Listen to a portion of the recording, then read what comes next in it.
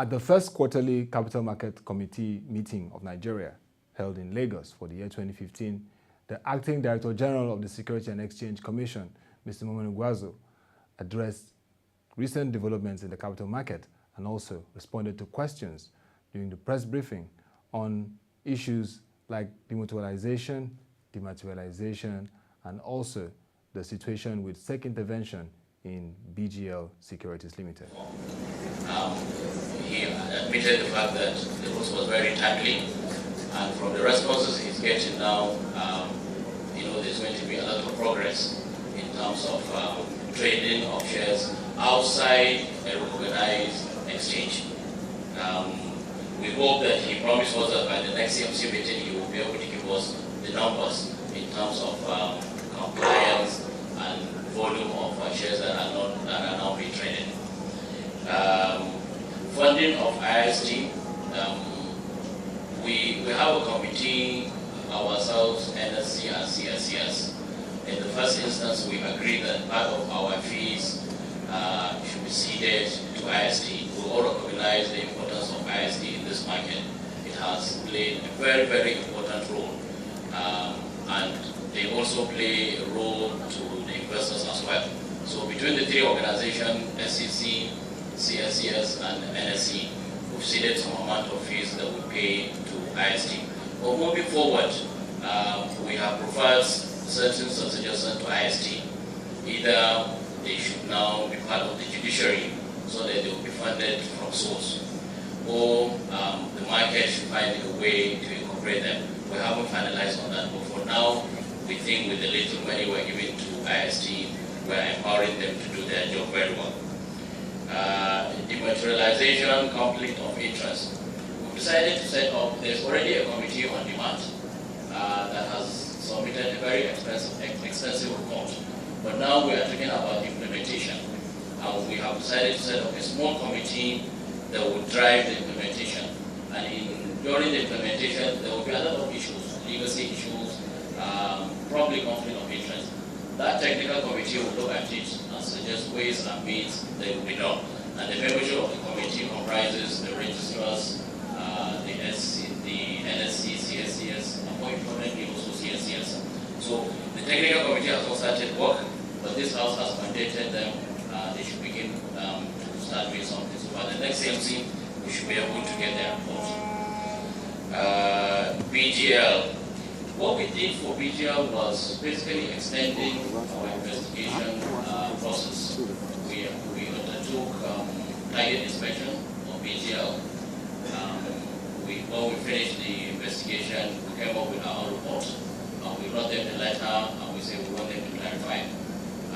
They responded by asking us for additional time to respond. We granted them that additional time, and they responded. We reviewed their response and we felt there's a need for us to go in and confirm or clarify certain things. That is the situation we are in now. And we set up an interim management team that has already moved in and is doing its job. I don't want to preempt whatever that IMT would come up with, but the moment they finish the report, SEC will look at it and take the next line of action.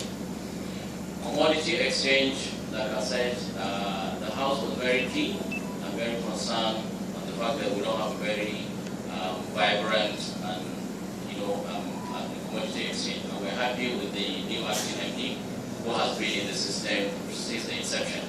And she's very excited that she wants to get the exchange going. Happily enough, the market already had a committee and a report, extensive report, on how that exchange will be revived. So the House mandated the exchange to look at that report and where it needs any advice or intervention from the market to be able to do this. So the advice was that the commodity exchange look at that report. The listed companies, local investors, I believe there are processes that have to be followed if a company is to be delisted. And that process must be followed. And NSC and CSS must sanction those processes. And all interests must be taken into consideration. Any investor that feels that certain process has not been followed, he should notify the SEC. Investor Protection Fund. This is an area that is very exciting and very close to the hearts of SEC. We believe that Investor Protection Fund alleviates some of the fears that investors have that if I invest in this market and something happens, what do we do? SEC has taken the giant step by setting up an Investor Protection Fund. Largely, some good amount of money has also been set aside. The board of the Investor Protection Fund is almost being constituted. Names of members of the board have already been drawn. What now remains is to constitute the board. One or two operators that had a problem and have gone through our administrative proceeding committee and department has been agreed that they should be the beneficiaries of the Investor Protection Fund. What we are doing now is verification, because the moment the issue came, a lot of people came on board saying they also have issue.